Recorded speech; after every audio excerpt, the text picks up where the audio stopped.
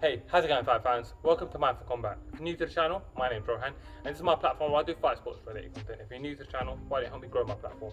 All you have to do is subscribe to the channel, like the video if you like it, maybe hit that bell icon so you get notified every time I upload a video. With that said, in this video, I'll be breaking down the upcoming World Championship middleweight fight between Israel Adesanya and Paulo Costa. This is a very exciting and important fight, not only for both of the legacies of these gentlemen, but for the middleweight division in general. These are two undefeated guys that have really proven themselves to be the number 1 and 2 guys in the division.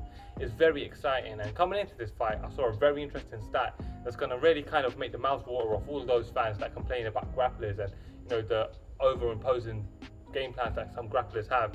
The fact is that neither of these gentlemen have ever shot for a takedown in their UFC career. So this fight is probably going to be handled on the feet, and that makes it very exciting. Add to the fact that there's some animosity between these two gentlemen, well, that makes this night one to look forward to. And if you need just one more reason to look forward to this night, well, I'm hoping to do a live stream on the night of the fight. I'm going to get back to doing my live streams on the night of the big fight. So hope you guys can join me, tune in, and can have a little chat before the fights and just talk it through. So do tune in, check it out, and more reason to be excited for the night. Anyways, without further ado, let's break this fight down.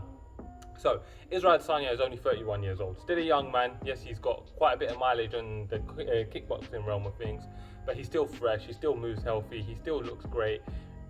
He's in the prime of his career, both physically, athletically, and in terms of his experience. He's only going to get better for now, and he fights Paulo Costa, who's only 29 years old, two very young men in the prime of their career, both athletic specimens at this point in time, and this is happening at the best possible time it could. The winner of this is truly going to be the better man, and there will be no excuses either side. Israel Adesanya has a professional record of 19-0, and he fights Paulo Costa, who's 13-0. That makes them both a combined 32-0 coming into this fight. That's incredible in this fight, especially considering in mixed martial arts, this isn't a realm where people go undefeated for that long. Obviously, Khabib being the obvious exception, but this isn't a sport like boxing where fighters will go 20, 30, 40-0 very normally, and that doesn't really happen in the sport of mixed martial arts like that. So this is very exciting, this fight. Israel Adesanya stands at 6'4", and this is where the differences start to show, because Paulo Costa stands at 6 foot. That makes him 4 inches shorter. Now here is where the biggest difference is going to be, in that Israel Adesanya has an 80-inch reach, which gives him an 8-inch reach advantage over Paulo Costa, who has a 72-inch reach. Now what's very important about that is that Israel Adesanya is definitely the more polished striker as well. He's obviously competed professionally in boxing as well. And Paulo Costa likes to do things on the feet, but he's not as technical or as smooth as Israel Adesanya.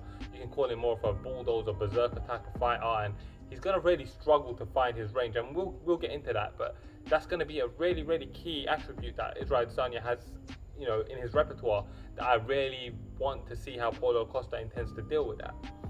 To describe their styles, I would say that, well, they're obviously both strikers, but Israel Adesanya is a bit more of a counter striker. He likes to throw his hands out there, pop, pop, pop, set his shots up, and his knockouts come by precision and timing of his strikes, and the beautiful combinations. He has fluidity in his movements and his strikes.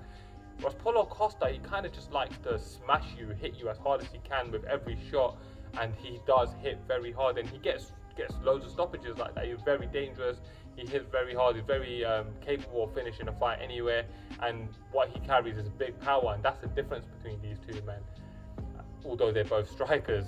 Some of their key wins now.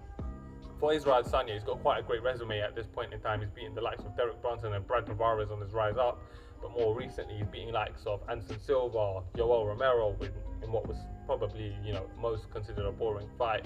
He's beating Kelvin Gastelum in one of the Fight of the Year candidates from last year, and then of course he stops Robert Whittaker, the great Robert Whittaker. That's an incredible resume to have. Paulo Costa's got some good wins as well, maybe not quite to the same level. He beat a washed up Johnny Hendricks.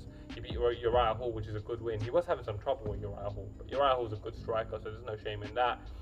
And then of course he beat Yoel Romero in what was an incredible back and forth war, and a lot of people thought Yoel won, but I gave that fight to Costa quite comfortably.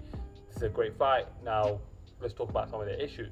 I feel like Israel Adesanya, like I've seen in his fights with Kelvin Gastelum, who's shorter, smaller than Paulo Costa, maybe a little faster though, he is hittable.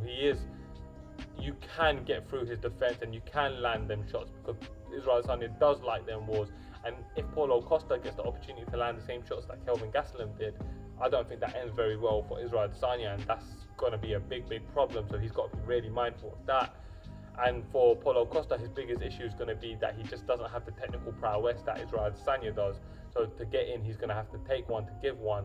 I don't know if that's a good idea when you're fighting an accomplished striker as Israel Adesanya. The X factor for Israel Adesanya on the flip side of that is going to be his skills, his polished striking, and the X factor for Paulo Costa is going to be his strength and his power. In the clinch, I think he'll be the stronger man, maybe not the most technical man, but he'll be the stronger man, and he carries big power in his strikes. That makes this fight very, very intriguing. Let's get into my prediction. This is a really tough fight for me to pick, because both of these gentlemen have their ways to win. They both have their tools, they both have their means, and they're both incredibly capable. So there's no real black and white answer to this. What I do know is that this fight will be handled on the feet, and it will be fought on the feet for over 25 minutes. On the feet, not only is Israel Adesanya the vastly more experienced striker, having won world championships in kickboxing and having a professional boxing career, he's also enjoys some natural attributes that make him really tough for Paulo Costa to deal with, i.e. an 8-inch reach advantage, a 4-inch height advantage. His movement, the way he's going to fight, is going to be suited to Israel Adesanya as well, in that Paulo Costa likes to plod forward, Israel Adesanya likes to counter strike. These are all adding up to paint a bad night for Paulo Costa, in my opinion. I think Paulo Costa is going to have his moments, he's going to hurt Israel Adesanya, but generally Israel Adesanya, I reckon, will stick to a very precise and technical game plan.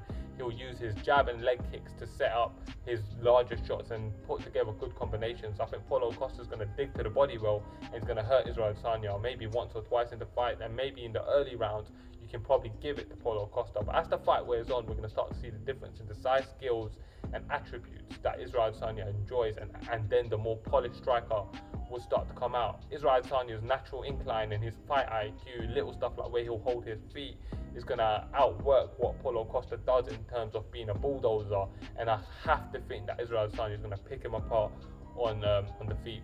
So fight fans, for my official prediction, I'm predicting that Paulo Costa gives Israel Adesanya a nightmare for 1 or 2 rounds, but as the fight wears on and Israel Adesanya is able to survive those onslaughts, we're going to see Israel Adesanya start to pick his shots better, start to hurt Paulo Costa, start to work him and break him down, and ultimately what we're going to see is Israel Adesanya win a unanimous decision after winning at least 3 of the 5 rounds. So fight fans, for my official prediction, Israel Adesanya to retain his title. Anyways guys, I hope you guys enjoyed this prediction and breakdown. If you're new to the channel, remember to like, subscribe, share, all that jazz. Comment below with how you think this fight's going to go, and if you enjoyed the video, remember to let me know, give me your feedback, and thank you for watching guys. As always, I'm Rohan, and this is Mindful Combat.